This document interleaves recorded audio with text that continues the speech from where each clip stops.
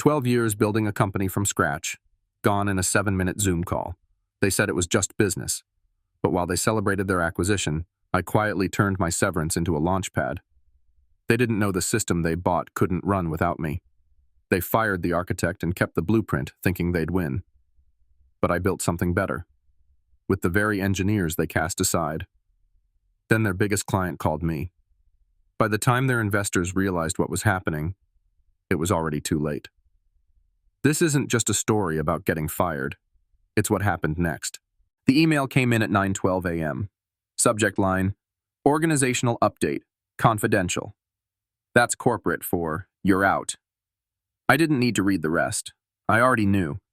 Caroline Vega had been circling since the acquisition closed. She smiled a lot, asked questions in meetings she didn't wait for the answers to, called our work legacy infrastructure with a straight face. I'd seen it coming. I just didn't think she'd do it this fast. I clicked the Zoom link anyway. Might as well let her say the words herself. Her voice was calm, controlled, almost rehearsed. We appreciate everything you've done, Dustin, but we're consolidating leadership under the Triumph model.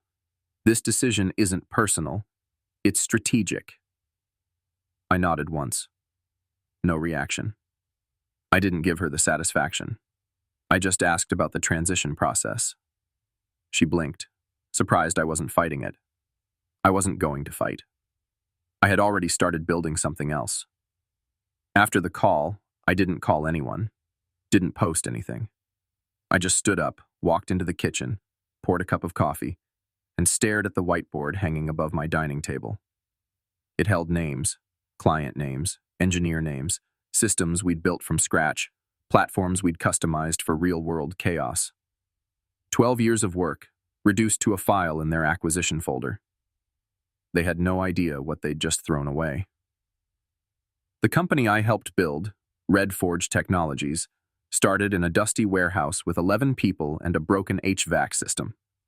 I'd joined for the mission, not the salary. Harold, the founder, had heart. He had a vision.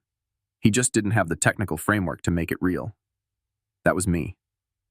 I architected our first product from a folding table, working 80-hour weeks while my marriage slowly cracked apart. "You're married to that company," my wife said. She wasn't wrong. Red Forge became the one thing I couldn't fail. When Harold's health declined and his son Tyler stepped in, the shift was immediate. Tyler had an MBA and a salesman's grin, but none of his father's soul. He was there to package us, polish us up, and get acquired. And it worked. Triumph Energy Corporation came knocking with a big check and bigger promises. And just like that, the people who built the engine were replaced by people who wanted to drive the car without reading the manual. 3 weeks ago, I was the director. Today, I was just a name in HR's offboarding system. But they didn't know what I had. They didn't know I'd already spent nights refining a new business model. They didn't know I'd been documenting everything, not to steal, but to remember what worked. I opened my laptop, clicked on the folder I had labeled Pinnacle Draft, and stared at the framework. They thought they'd removed a problem. They had just created their competition. I spent that morning reading every word of my exit documents, not out of fear, but curiosity. The non-compete clause was boilerplate, broad language, vague timelines, full of holes. It was almost insulting. They hadn't even tried to lock it down properly. Probably assumed no one from a mid-sized tech firm in Boulder would have the guts or the capital to challenge them. They were right about most people. But not me. Red Forge wasn't just a job. It was my life's work. I had touched every product, mentored every team that mattered, built systems that clients relied on so deeply they stopped thinking of them as optional. And they thought they could replace all that with a 3-page integration plan and a couple of senior managers from Triumph. That kind of arrogance isn't just dangerous, it's stupid.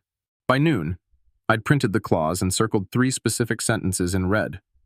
One was too vague to enforce. One excluded categories that made our new venture viable. And one flat-out contradicted Triumph's own integration plan that had already been made public. Sloppy legal work, clearly rushed. That was the first gift they gave me. The second came a few hours later. Jason, our lead systems architect, texted me again. "You were right. They're already shutting down our back-end pipeline. Are you still thinking about that side project?" He didn't use the word pinnacle. He didn't have to. We'd talked about it a dozen times over beers after work, not as rebellion, just as a backup. An if the wheels fall off kind of plan. Now the wheels were off, and the people left behind were starting to look around for the exits. I didn't answer right away. I needed time. Not much. Just enough to be sure. I pulled up our old architecture specs, the ones I'd built from scratch before Red Forge had funding, before we had a CTO, before we had a team. I'd never relied on a title. I made myself useful from day one. That's how I survived every restructuring, every budget cut, every storm. But no one survives an acquisition designed to erase what came before, and that's what this was. Erasure. Caroline didn't want legacy systems. She wanted simplicity, predictability, numbers she could show investors, and I didn't fit her model because I asked too many questions, because I still believed in what we built. That made me dangerous, redundant, disposable. But I wasn't gone. I was watching, listening, mapping every misstep they made in real time. They thought I was sitting at home feeling sorry for myself. I was studying their weaknesses. They thought the non-compete would hold me back. It just showed me exactly how to move forward. The text came in just after 8 a.m., same as the others. Different name, same story. They're breaking everything. Are you still thinking about that plan? 5 engineers in total had reached out since Caroline announced the new org structure. Every one of them used the same language. Breaking. Not restructuring. Not simplifying. Breaking. Like watching someone take a hammer to a circuit board they didn't understand. I stared at the message for a full minute before setting my phone down without replying. Not because I didn't want to say yes, but because yes wasn't ready yet. Timing mattered. Triumph Energy was still enjoying their honeymoon phase. The press releases were glowing. The investor calls were upbeat. Synergies, they called them. Streamlining operations for future growth. But on the inside, it was chaos. Caroline had moved quickly. Too quickly. Layoffs hit within the first 8 days. People were told their roles no longer aligned with the new direction. The direction no one could define. They were dismantling the very systems that made the acquisition attractive. Our systems. Our platforms. Not because they had something better, but because they didn't know what they had. That morning I walked to the whiteboard and erased a few names. Some clients had already been contacted by Triumph's account teams and were being nudged towards standardized packages. I knew exactly how that would go. We hadn't built cookie-cutter solutions at Red Forge. Every client had unique pain points, and we'd built unique answers. It's what made us valuable, and it's what Triumph was about to destroy in the name of efficiency. I added a few new notes.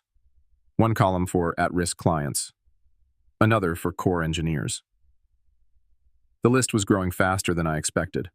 These weren't disgruntled employees looking to lash out. They were builders. People who'd put in long nights, solved hard problems, stayed after layoffs and pivots because they believed in what we were building. Now they were being pushed aside like obstacles.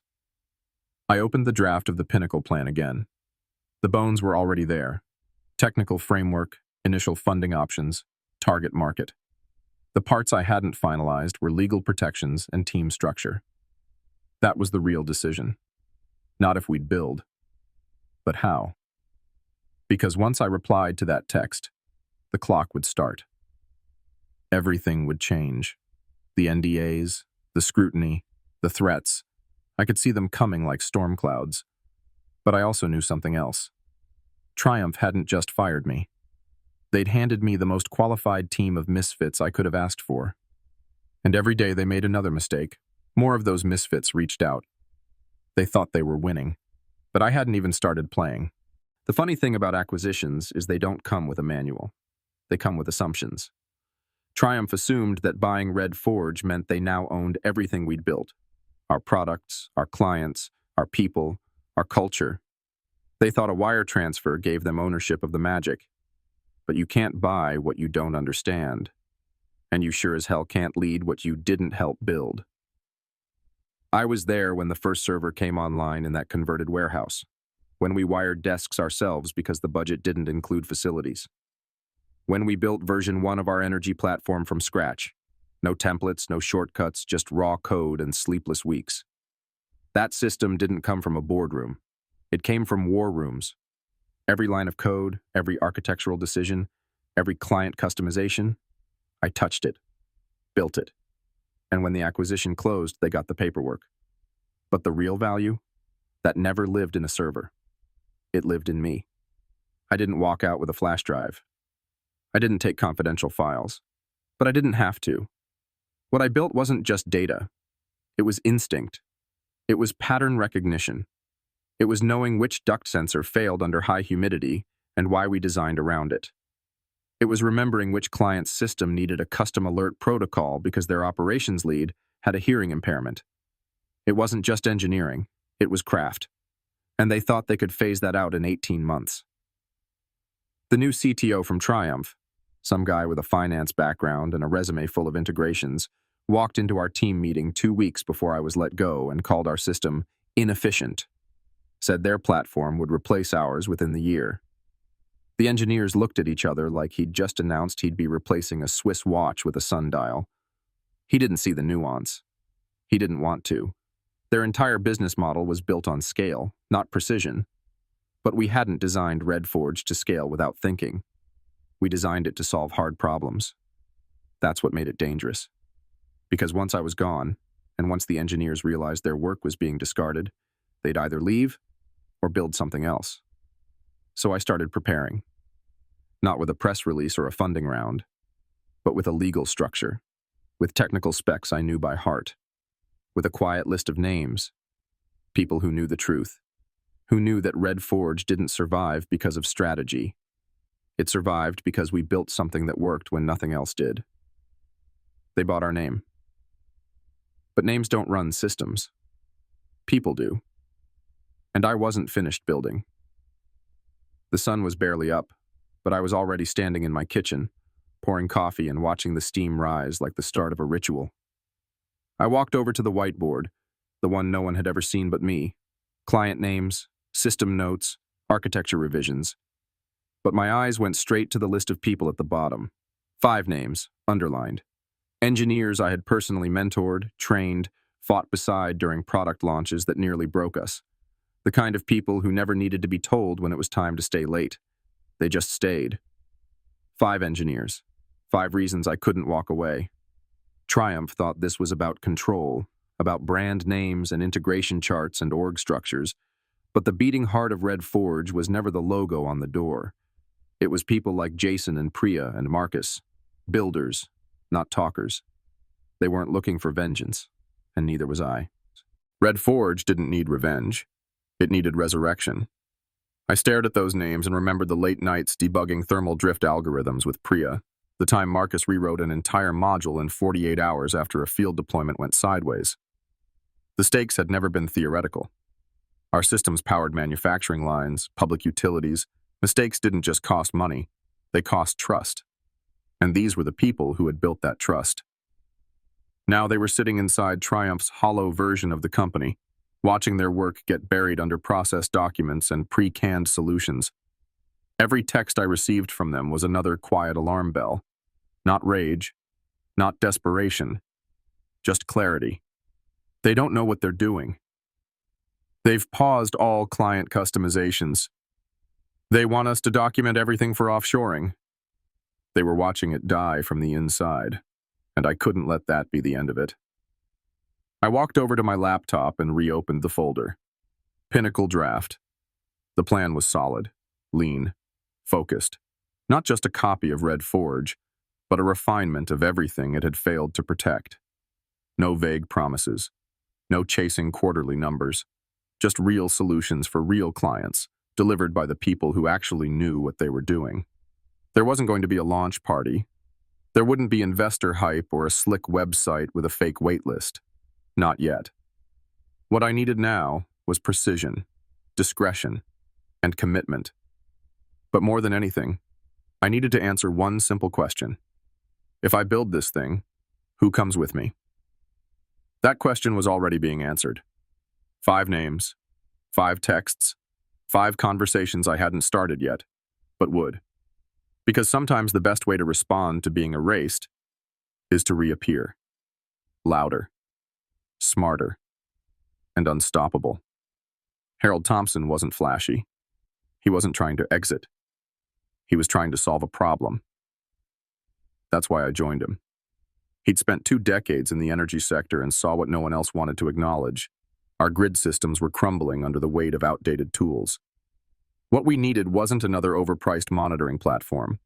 We needed intelligence, adaptability, real engineering. Harold didn't know how to build it, but he knew who to hire. That's where I came in. We made something real. Red Forge wasn't built in a lab. It was built in chaos, in field tests, in warehouses with faulty wiring and rain coming through the ceiling. And every time something broke, Harold stood beside us, not above us. He treated the team like partners, not labor. And that mattered. It made people care. We stayed because we believed in him, not because the benefits were generous. They weren't. Then Harold got sick. The kind of sick you can't work through. He stepped back slowly, reluctantly. And his son, Tyler, took the reins. Tyler had never written a single line of code, never walked into a plant at 2 a.m. when sensors failed during a storm. But he had a shiny MBA, a tailored suit, and a different idea of success. He didn't talk about building. He talked about valuation, growth multiples, strategic positioning. I knew the culture was changing the first time I heard him call Red Forge an asset. He started showing up to meetings with a pitch deck instead of questions. He brought in consultants who used words like synergize and streamline with a straight face. Harold had treated engineers like craftsmen. Tyler treated them like overhead. When Triumph approached us, Tyler barely hesitated. He didn't ask if we were ready. He didn't ask what it would cost. He saw a Fortune 500 name and dollar signs, and he smiled.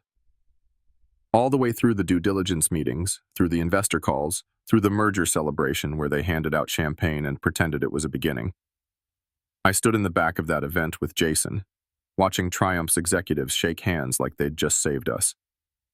I remember Jason leaning over and whispering, "They think we work for them now." And they did. That was the tragedy of it. They thought ownership came with paperwork. That control was the same as understanding. They thought if they had the code base, they didn't need the coders. Tyler walked across the stage that day, thanked the board, and said he was proud to be part of this strategic transition. The company his father built, one innovation at a time, was now just a bullet point in Triumph's earnings call, a line item. He looked directly at me and smiled like he'd done something great. And in that moment, I knew the real work was about to begin. Not to fix what he broke, to rebuild what he never understood. At first, it was subtle. A skipped invite here, a missed thread there. The kind of things you brush off as administrative oversight. Except it wasn't. My calendar used to be full of product reviews, roadmap discussions, integration strategy calls. Now, nothing. They were shutting the door slowly, one meeting at a time. Then came the real signal. When I walked into a Friday stand-up and saw the team reviewing a document I'd never seen before. A revised integration flow, Triumph's version. Stripped down, generic, and deeply flawed. They talked about standardizing client solutions as if our platforms had ever been standard. I listened, offered no pushback, because by then, I understood. I wasn't being included. I was being phased out. That's when I started training the junior engineers. Not with fanfare. Quietly. Methodically. I pulled them aside for one-on-ones. Explained why certain redundancies existed, how our fault-tolerant logic worked in real-world conditions. Gave them the kind of context no handbook ever includes. They didn't realize it, but I was preparing them for what came next, whether I was there or not. I kept documenting everything. Not because I thought they'd recognize the value, but because someone needed to know how this place actually worked when the people who built it were gone. I knew what was coming. I'd seen the pattern before. Triumph wasn't here to grow us. They were here to extract what they could, cut what they didn't understand, and move on.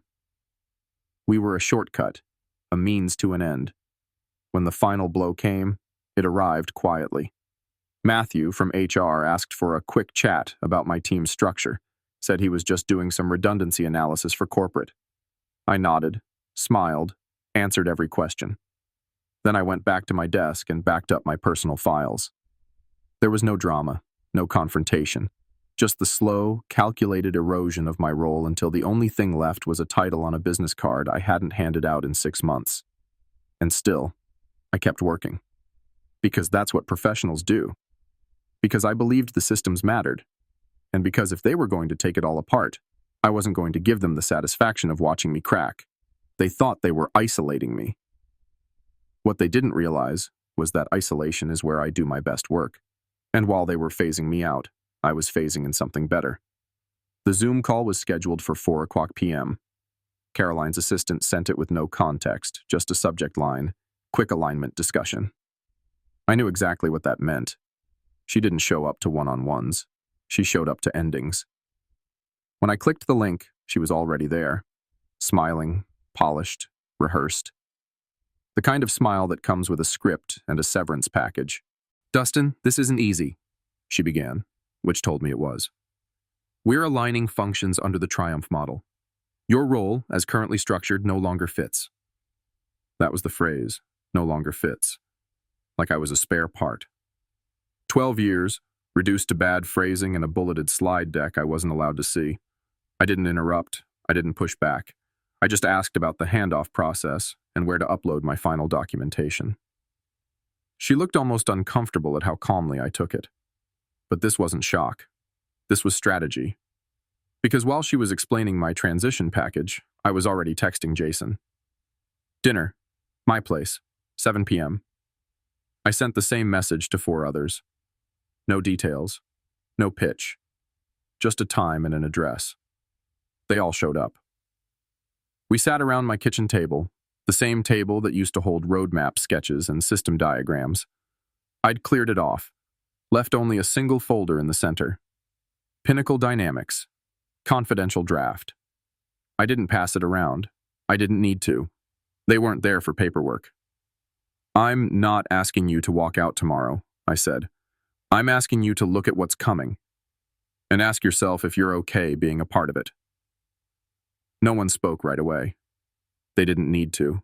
They were all living the same story, marginalized, ignored, watching their work devalued by people who barely knew their names. Jason was the first to break the silence. "They told me our entire back-end stack is under review. They're replacing it with something that doesn't even support real-time telemetry." Priya shook her head.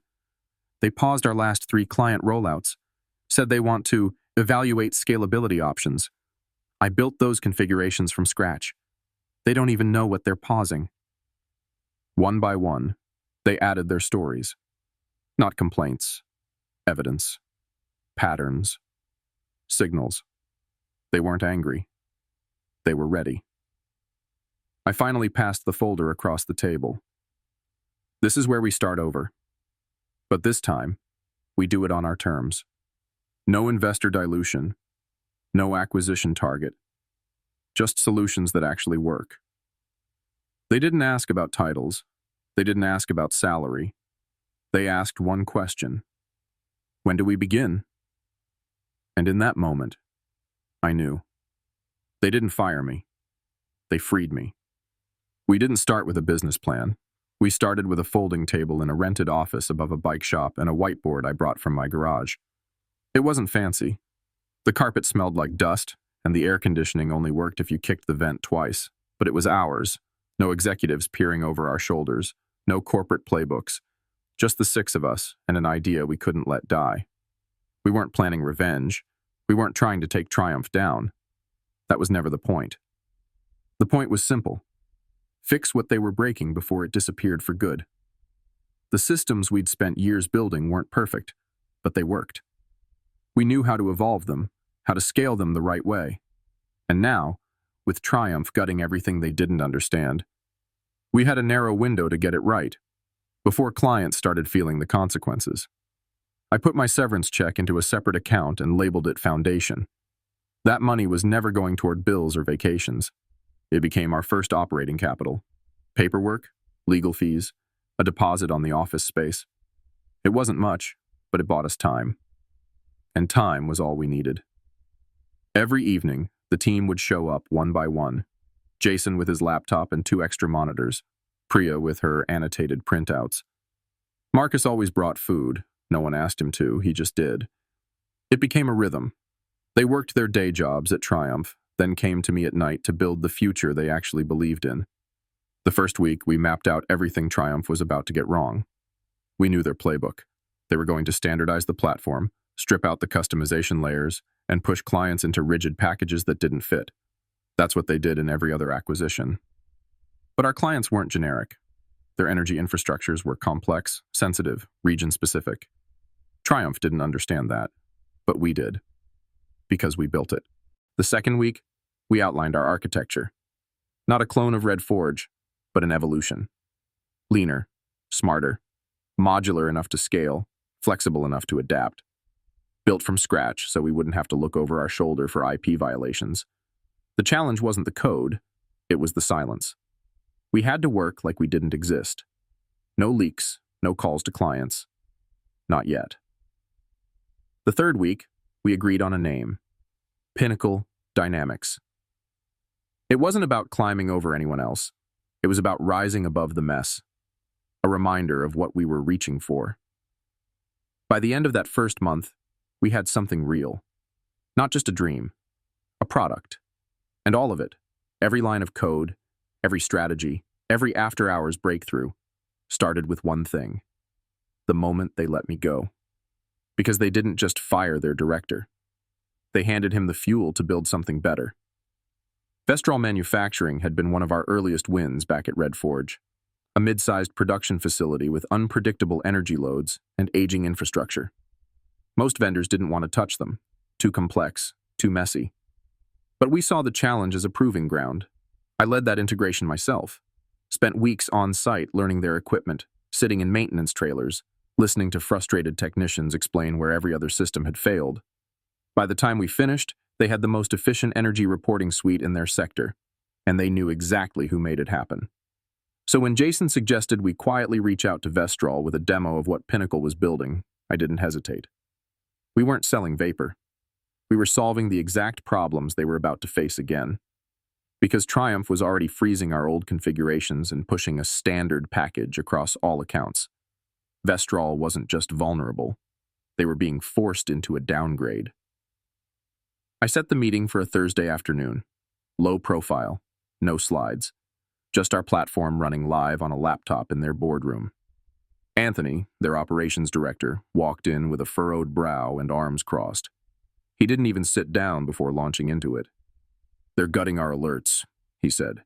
"They removed 2 sensor sets without even asking. Their guy told me it wasn't part of the core deployment model. What the hell does that even mean?"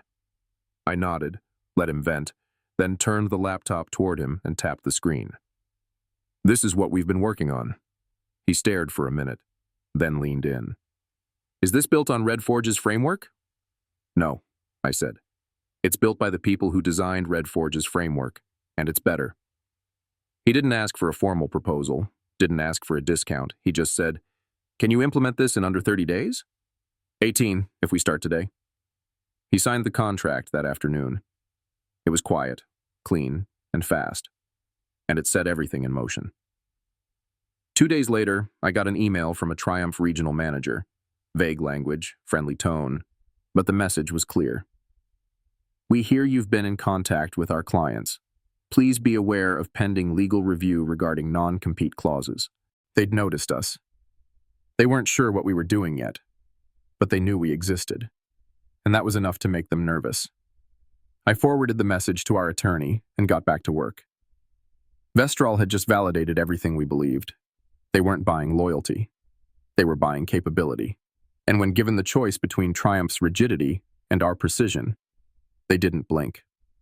Our first contract wasn't about revenue. It was proof.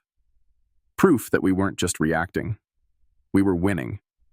It came in a thick envelope, certified and stamped like they wanted it to feel heavier than it was. Inside, 6 pages of legal posture, packed with accusations that sounded scarier than they were. Alleged breach of contract. Unauthorized use of proprietary architecture. Immediate cease and desist demands. The usual intimidation cocktail. I read it once, then again, slower. They were swinging hard, but not precisely. That's how you know they're guessing. I handed it to our attorney, Eleanor Winslow, a no-nonsense IP litigator with the composure of someone who's seen every shade of corporate bullying. She took 10 minutes with it, flipped to the last page, then leaned back in her chair. "They're bluffing," she said. "They're trying to scare you before they have to prove anything, and they know they can't." She pointed out the key flaws. Their language was vague. The scope of the non-compete was too broad. Worse for them, the very systems they claimed we'd stolen were being phased out according to their own public roadmap. If we were using what they called obsolete, how could they now argue it was proprietary? "They want a reaction," she continued. "They want you to flinch, shut down, fold. Don't give them the satisfaction." I didn't plan to. We'd built Pinnacle Dynamics from the ground up, clean. Every line of code was fresh. The architecture was modular, smarter, and intentionally different. We weren't just clear, we were bulletproof. And Triumph hated that. They expected me to come back begging, to take a settlement, to sign a gag order and disappear. Instead, I was gaining traction. Vestral's contract was real revenue, real implementation, and word was starting to spread. Quiet conversations were happening. Technical directors were texting. Engineers still trapped inside Triumph were watching from the sidelines and asking, "Is it true what they're building over there?" The legal letter wasn't a response to wrongdoing. It was a reaction to losing control. That afternoon, I met with the team and laid it all out. I didn't sugarcoat it. I showed them the letter, read every sentence, then told them what Eleanor had said. Jason leaned forward, brows tight. "Are we safe?" "We're careful," I said. "We're smart, and we're right. That's our defense." They nodded. No panic, no fear, just resolve. Because the threat wasn't about legality. It was about slowing us down. But they were already too late. We weren't in the idea stage anymore. We were operating. We were delivering. And if this letter was the best they could do, then they had already lost more than they realized. They fired me to erase what I'd built. But every scare tactic they threw at us just confirmed one thing. They knew we were building something better. It was a Friday. Of course it was. They always schedule these kinds of meetings before the weekend, just enough time to let the silence settle in and make you doubt yourself. Caroline's assistant reached out with the usual vagueness. She'd like to connect in person. Downtown, Triumph's glass tower gleamed like it had something to prove. I didn't wear a suit. I wasn't there to impress anyone. Just confirm what I already knew. She met me in a sleek corner conference room, floor-to-ceiling windows framing the city like a backdrop for a scene she'd already rehearsed. Her tone was warm, professional, laced with strategic charm. But I could hear it beneath every word. The panic. Vestral's contract had rattled them. They'd expected hesitation. Instead, they got acceleration.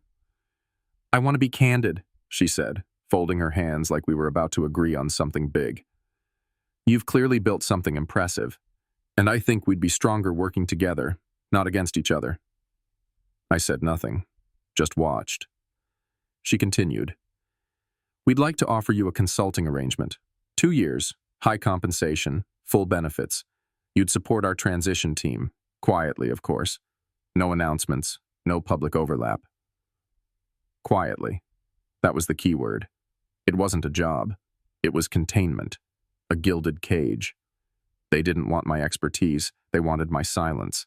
They wanted to bind me up in a legal knot while they gutted what was left of Red Forge, free of the threat that I might offer a better alternative. I leaned back, took a breath, and looked out the window. They were still underestimating me.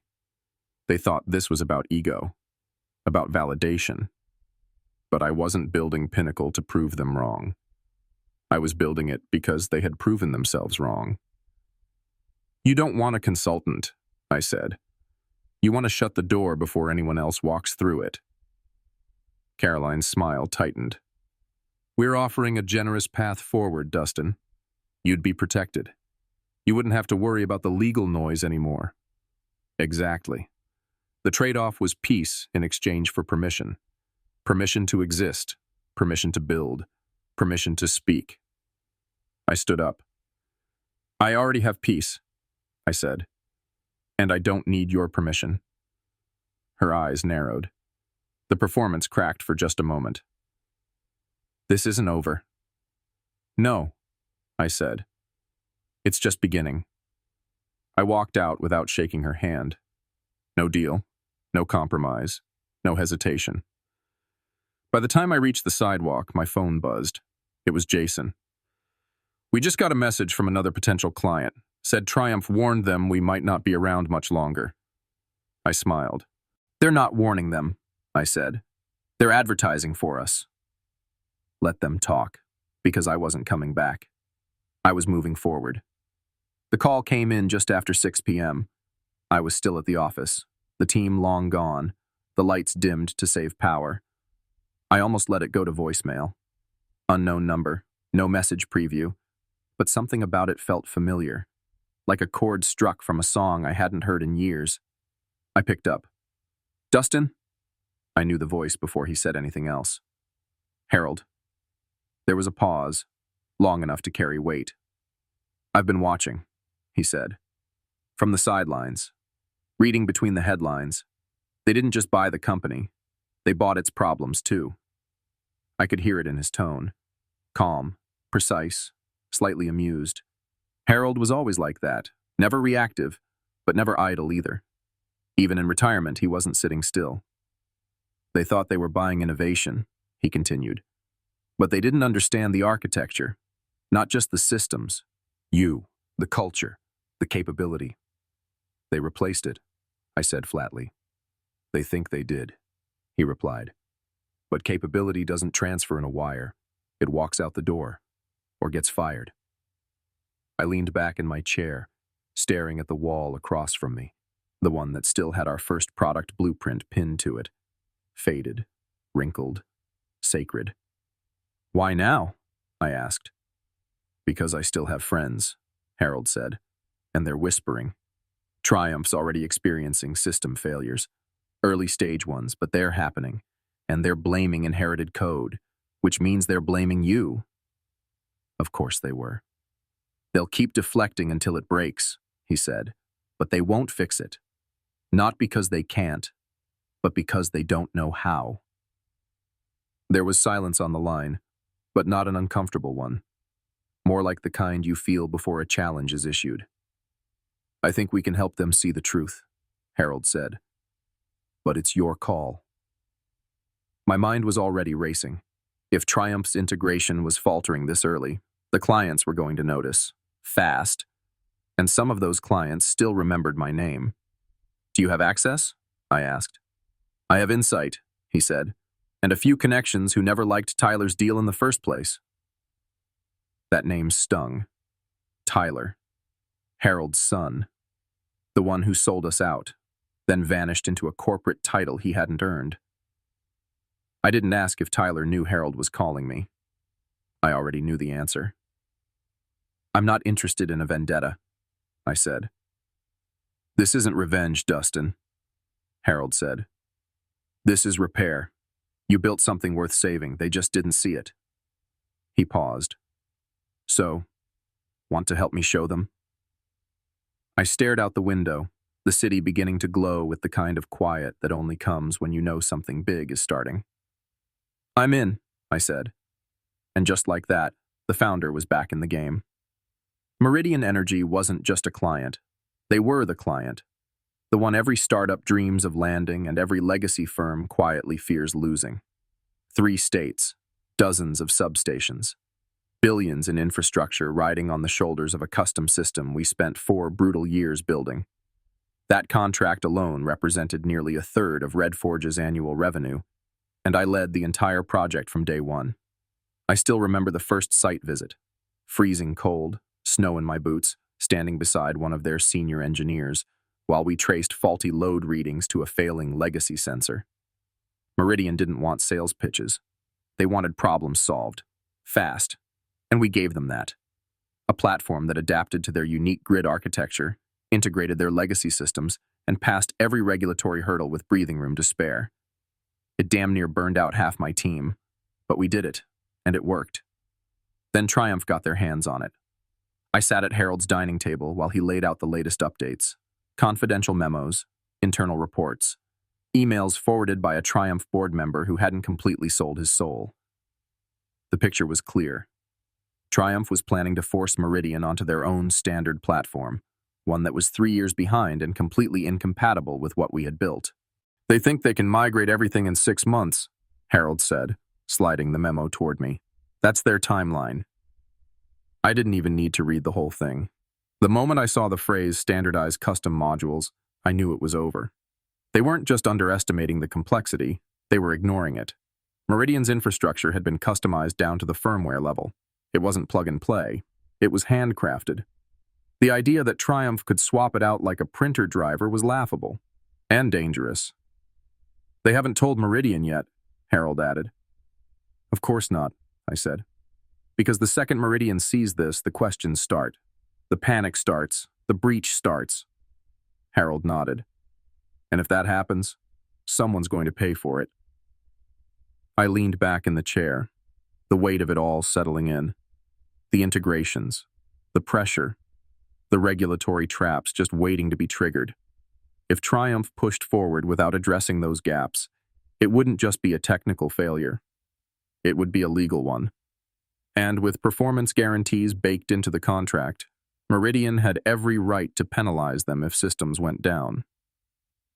You led that deployment, Harold reminded me. You know every line of it. You're the only one who can build what comes next. I already knew what I had to do. This wasn't about one client anymore. It was about protecting the work, the trust, and the team that had sacrificed everything to make it real. Triumph thought they could swap out the engine mid-flight and no one would notice. They were wrong. And when Meridian hit turbulence, they'd know exactly who to call. The text came in at 9:43 p.m. I was still at the office, staring at the same line of code I'd rewritten 4 times, trying to shave milliseconds off a data transfer process. My phone buzzed once. Just a name and a question. Vanessa Powell. Coffee tomorrow? No need for context. She didn't need to say why. Vanessa was Meridian's CTO. Sharp, methodical, allergic to nonsense. We'd worked side by side for 4 years. She was one of the few people who truly understood what we'd built for them, and what it took to keep it running. If she was reaching out now, it meant one thing. Triumph's integration was already starting to break. I met her at a quiet cafe on the west side of town. Neutral ground, no logos, no suits. She was already seated, sipping black coffee, tablet in front of her, expression tight. They're pushing us into a black box, she said without pleasantries. Said we need to simplify, reduce our dependencies. You know what that means. It means they're about to remove the parts that keep your system from failing, I said. She nodded. I pulled a flash drive from my jacket and slid it across the table. This has a technical overview of what we're building. It's not a clone of your current system. It's better. Modular, compliant, scalable. Built for the grid infrastructure you actually have, not the one Triumph thinks you should. She didn't touch it yet.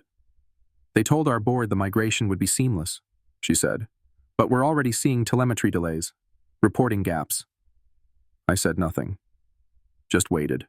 They also said you violated your non-compete, she added, eyes on mine now, that your tech is built on stolen architecture. I reached into my bag and pulled out a second flash drive, labeled simply, Legal Overview. Our counsel's analysis, full breakdown of Triumph's non-compete, why it won't hold, why we're clean. Your legal team should find it illuminating. She pocketed both drives without breaking eye contact. We can't go through a standard vendor search, she said quietly. Not in the middle of an active migration. I know, I said. That's why we've already built compatibility. We can integrate within 3 weeks. No service interruption, no compliance risk. Vanessa finally leaned back, letting out a breath. I'll be in touch. That was it. No promises, no smiles, Just a professional who saw the storm coming and was looking for a lifeboat before the others realized the ship was already taking on water.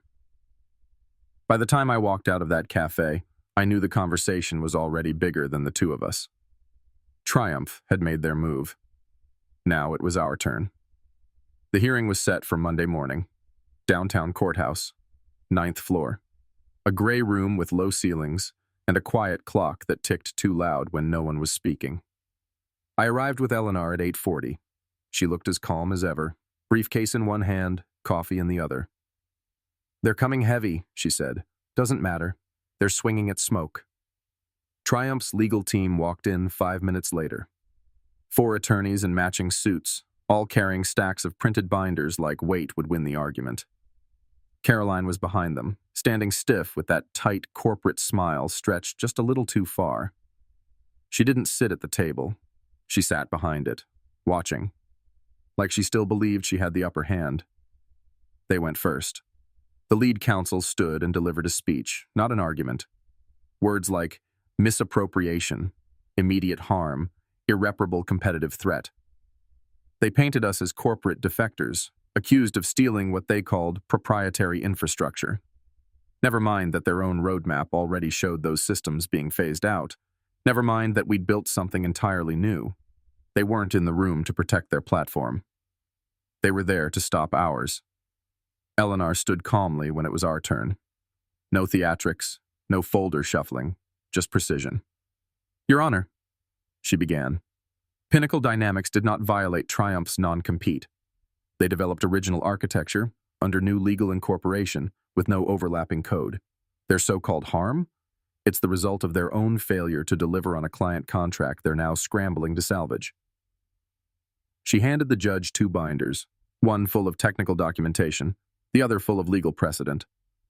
The judge flipped through the filings. For 15 minutes, there was nothing but the sound of turning pages and shifting in seats. No objections, no outbursts, just the slow unraveling of Triumph's argument. Then the judge looked up. "This isn't even close." He turned to Triumph's team. "The agreement prohibits using Red Forge's proprietary systems. Your own statements confirm those systems are obsolete and being discontinued. Your request for injunctive relief is denied." The gavel came down with a quiet finality. Not dramatic, just definite. I didn't look back at Caroline as we walked out, but I felt her stare. The kind that comes from someone who planned the whole game only to realize the board had changed while she wasn't watching. Outside, Jason was waiting. "Well?" he asked. "Injunction denied," I said. He let out a breath he didn't know he was holding. "You think they'll back off?" I shook my head. "They're too proud for that. But it doesn't matter. Because from that moment on, we weren't fighting for permission anymore. We were building without interruption, without fear. And for the first time, they couldn't stop us. The contract came through just after 10 a.m. It wasn't a proposal. It wasn't a negotiation. It was signed, stamped, and ready to execute. Full implementation. 3-year support agreement. Legal indemnification clauses so clean even our attorney called it refreshing. Meridian wasn't hedging. They were making a statement. Vanessa's voice on the call was flat, focused. "We need implementation to begin Monday," she said. "We'll coordinate with our compliance team. Your legal documentation's been reviewed. It holds." We didn't celebrate. Not yet. We went straight to work. Within the hour, we assembled the team. Jason pulled up the project timeline we'd built weeks earlier, because we'd been preparing for this exact moment.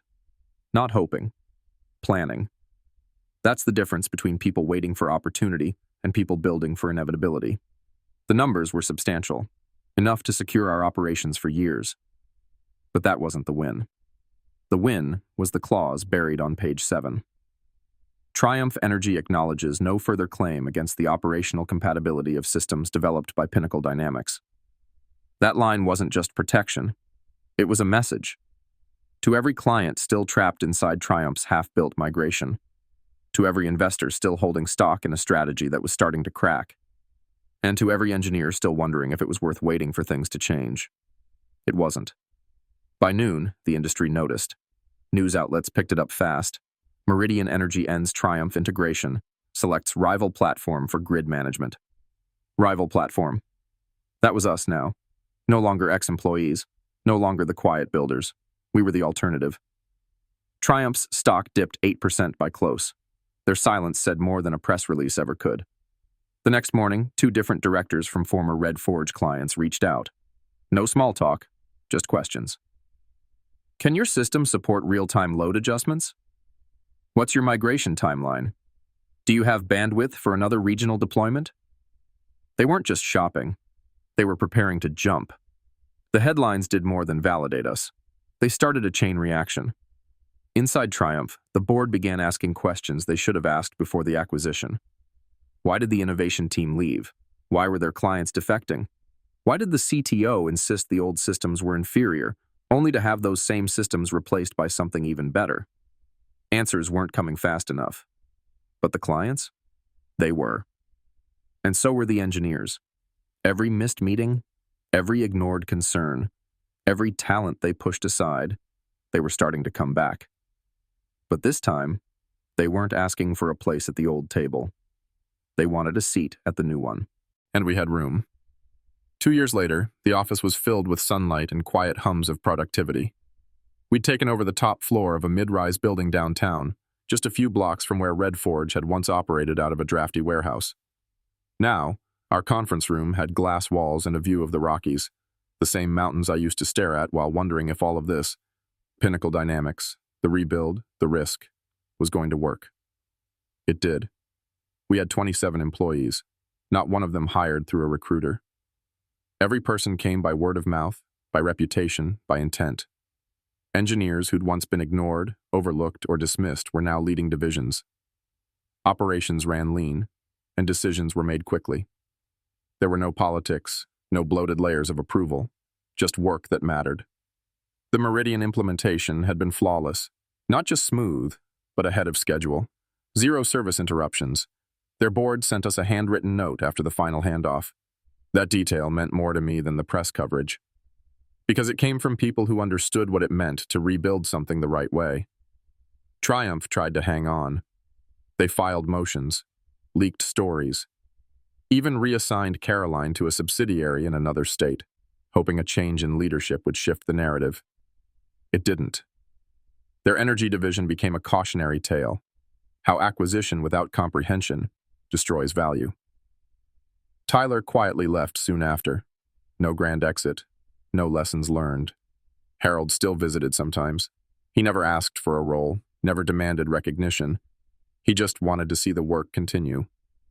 The last time he stopped by, he stood in the middle of our dev floor, looked around at the team and said, "Feels like the version we should have always been."